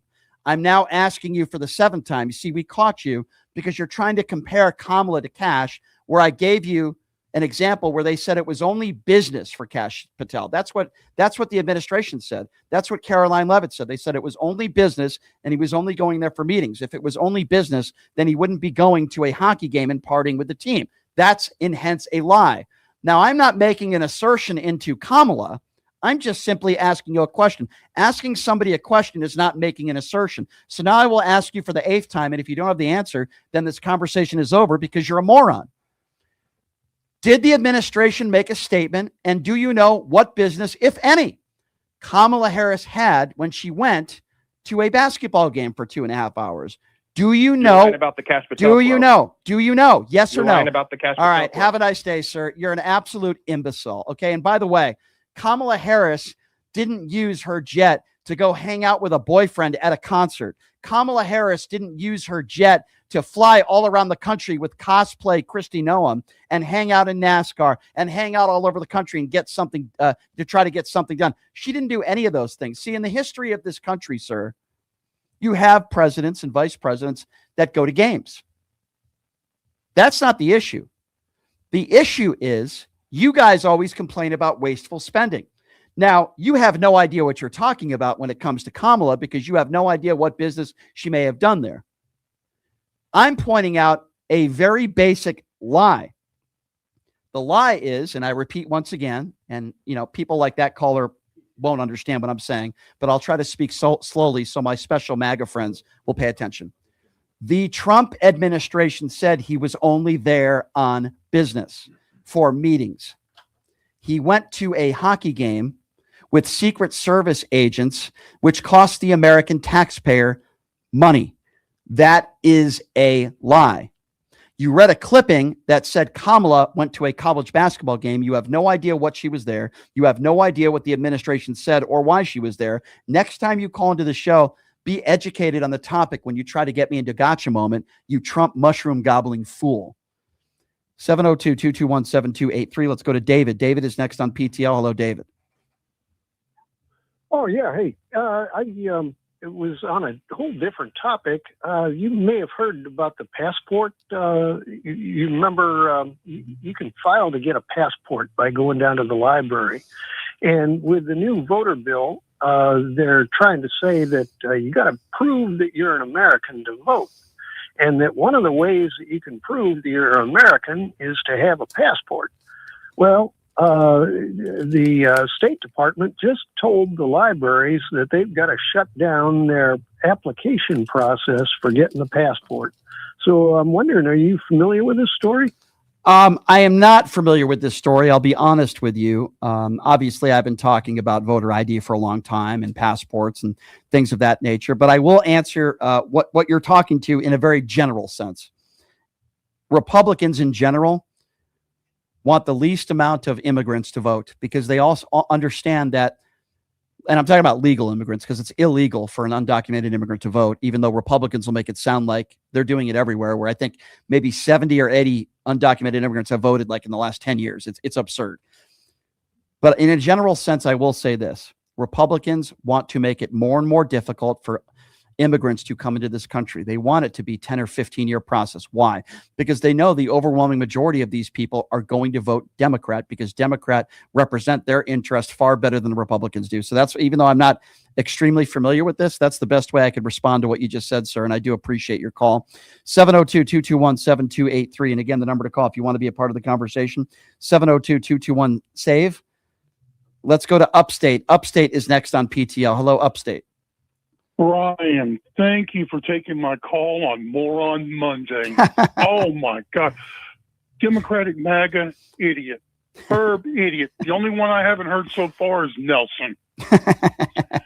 Now, I need to talk about something real quick, and I won't take too much of your time.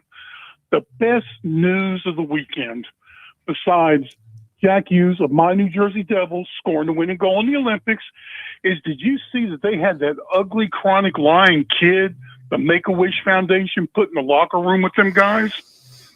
I did not see that. Well, Cash Patel. Oh, you're talking about Cash. Obviously, the Make-A-Wish people put him in there. That's actually really funny.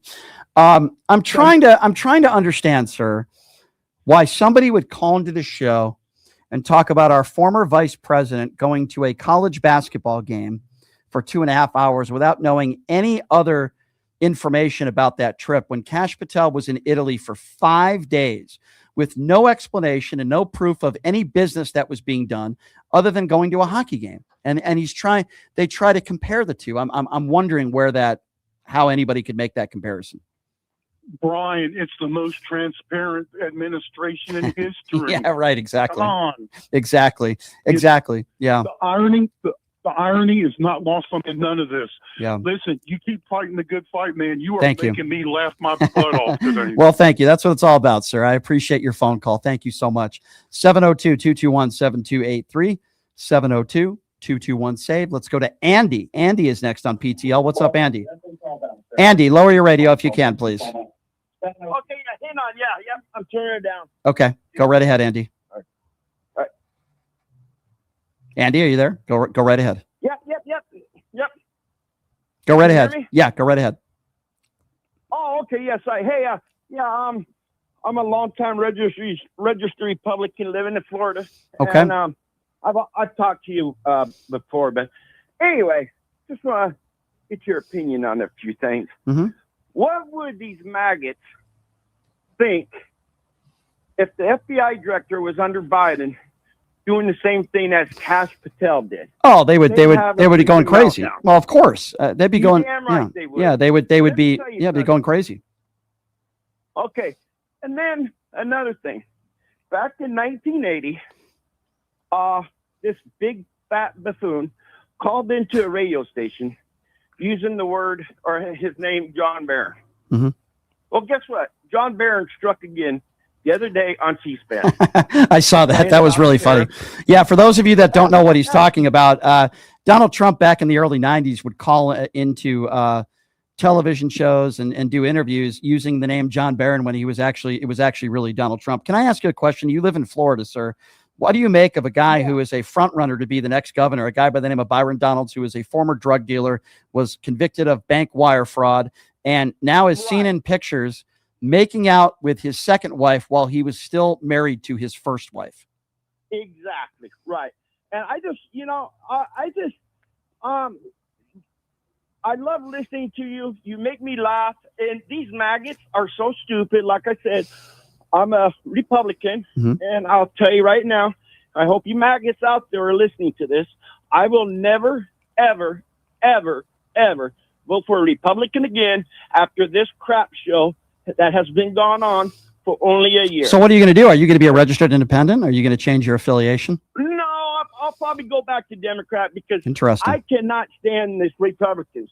They have no, is one more I'm going to say, they have no nuts. They have, you know what? All these Republicans that are in the House and the Senate, they'll go back to their office and they'll start bitching and complaining about him, but they won't do anything about it. Well, the only item that would know for sure if Donald Trump has those cojones are probably the toilet that he washes himself in, if you know what I'm saying. But I don't want people to vomit during lunchtime. But sir, I do appreciate your phone call. Thank you very much. I'm glad there are some Republicans out there with some common sense, and certainly that gentleman is certainly one of them, and I appreciate that. 702-221-7283 is the number to call. 702-221-SAVE. Let's go to Chuck. Chuck is next up on PTL. Lower your radio, Chuck. We're on a little bit of a delay. Go right ahead. Chuck, you got to lower your radio, my friend. Chuck, what about Chuck? Chuck, lower your radio, please. Okay, lower your radio, please. Chuck, lower your radio, please. Okay. We got a little bit of a 5 or 6 second delay because sometimes when MAGAs call into the show, they use expletives. Yes, go ahead, Chuck. Hey, Brian. The whole premise of Trump's terrorists is we was being treated unfairly. So you think it's fair? And, So do you think it's fair to charge the American consumer, and then when he brings back the tariffs, Taco Trump, we don't get that money back? Would you consider that fair as well? Man, it's just another grift. Okay, so Another grift. so it's not fair that you agree with me that it is. I agree with you. It is a grift. It's a Donald Trump grift. I mean, it's he sit there and say we was being mistreated. He hadn't said what country. It's all baloney. Well, of course, I agree with you, right? He always says He's a con man. Well, he's been a con man his whole life. I agree. I mean, Marco Rubio said it best. If Donald Trump didn't run for office and he didn't have a father that gave him a $500 million company, he'd be selling fake gold watches in Manhattan. He's a grifter. He's a fake. He's a phony. He's a con man. And these tariffs were all about conning the American people. I'd like to know where this $175 billion is going. I'd love to know. I'm sure you would too. This dude is toxic, and look what he's doing. I mean, he is destroying America, buddy. I mean, he hadn't done anything good. Nothing. Unfortunately, I agree with you. I wish that wasn't the case, but we're in agreement, and I appreciate the call. Nelson is next. Hello, Nelson. Go right ahead. Hey, what's up, man? How you doing? What's up? It's Nelson, man. You know who it is, man. What's up, man? I know. I said welcome, Nelson, so that would probably be a cue that I know who you are. You don't have to say your name again. Go right ahead, sir. Yeah, what's up, man? No, I want to let you choose the topic because every time I bring up a topic, man, you just get kind of upset about it, you know? No, I don't get it. You choose a topic. No, when we talk about a topic, it's not about me getting upset. It's about me getting more annoyed with how stupid some people are that call into this show. So it's more frustration on my part because I struggled to try to have an intellectual conversation with somebody who is a Trump supporter. There are very few and far between, and there are a lot of stupid people out there, sir, who call into radio shows without even knowing what they are going to talk about, but they use their Trump fingers and they use their Obama phone and they call into a radio show, and the first thing they say is, I don't know what I'm going to talk about. Let's choose a topic. That's not, listen. There's a lot of dumb things coming from the left, too, to be fair. I mean, you Okay, want me to so be real? name me one. So name me one. I mean, it could be anything, man. I didn't ask you to, so name me one. I mean, I could, but the thing No, please do. No, name me one. Name me one. I'll ask, I'm asking you now for the third time. Name me one. Abortion. Have a nice day, Nelson. Have a nice day. Okay. That's your opinion. Okay. You are anti-abortion, and 60% of the country believes in a woman's right to choose. That is a policy disagreement. That would not be considered stupid. Stupid would be somebody like you, named Nelson, who calls into this show, and your biggest criticism of the left is they believe in a woman's right to choose. That is not smart, stupid. That is a policy disagreement, and unfortunately, very ill-informed and uneducated men who don't know what it's like to be pregnant want to tell other women what to do with their bodies. That's my definition of stupid. If Nelson wants to have 100 babies, I hope they don't, because we'd have 100 more stupid people in the world. But if Nelson wanted to have 100 babies, I wouldn't stop him from doing so. The difference is, Nelson, to use your term, stupid, is that you want to tell everybody else what to do because you don't agree with something. That makes you stupid. Have a nice day. All right. So unfortunately, we're at the end of the show today. I know we have more people on hold. Please call back earlier tomorrow, and I will get back to your phone calls. I want to thank, obviously, my guests for coming on today. Ron Filipkowski from Midas Touch, who I just think is awesome. I believe we're going to have Joe Walsh on the show tomorrow, former presidential candidate, Republican turned Democrat. I believe Joe Walsh is going to be joining us on the show tomorrow as well. We have some very special guests that are going to be joining us for the remainder of the week. And tomorrow we're going to be previewing the State of the Union. Obviously, that's going to be the big news tomorrow that we're going to be talking about, gearing up for the State of the Union address tomorrow night. So here's what I would ask from all of you. We just passed 94,000 subs on Facebook. We just started to become active on Facebook, for lack of a better term, just a couple months ago. So we're pushing to get to 100K here in a couple days. Also, my YouTube page, which is at PTL Radio Show. If you look at the bottom of the screen right now, you see my website, my personal website, which is pushingthelimits.live. You go to that website, you can make a donation. $5, $10, $20 a month. Man, whatever you can afford, we greatly appreciate. And it helps us keep the lights on here at PTL. And it shows that you are supporting independent media. So please check it out. PushingTheLimits.live. We're all over social media. Obviously, we're on TikTok. We're on Twitch. We're on X. I'm the Brian Shapiro, where I'm very active on X and very interactive as well. And I mentioned the YouTube page. We want to get you guys with the thumbs up on YouTube. So if you're watching the YouTube feed, or if you're going to join and sub to my YouTube account, which is at PTL Radio Show, please give me the thumbs up and comment. We want you to be interactive. That helps us on any page, especially YouTube. We want you to be more interactive on there. And, this is an ever-growing show. It's amazing where I started this show, 3.5 years ago, where we're at right now. It's awesome. And we've developed quite the family here at PTL. We always love our special MAGA callers who call in. You guys make the show. Absolutely. We just ask that if you do call in, we have a couple rules. Number one, you don't swear. Don't use vulgarities. You don't swear. Some people forget that. And number two, if you call into a show, please be on topic and know what you're going to be talking about. This isn't a free-for-all where, you're a live streamer and you just press a button and, hey, it's open forum. No, that's not what I do here. We do a show where we talk about the news of the last 24 hours. So next time, for you special MAGA people out there, why is it the people on the left that call into the show are almost always on topic, and the people on the right that call into the show are never on topic? I do find that very interesting, but take that for what it's worth. PushingTheLimits.live. Check it out. Thanks for joining us, everybody. We'll see you tomorrow, same time, same place. Have a great day. Hey, everybody. Are you struggling to find a pizza place that reminds you of Brooklyn? That True Blue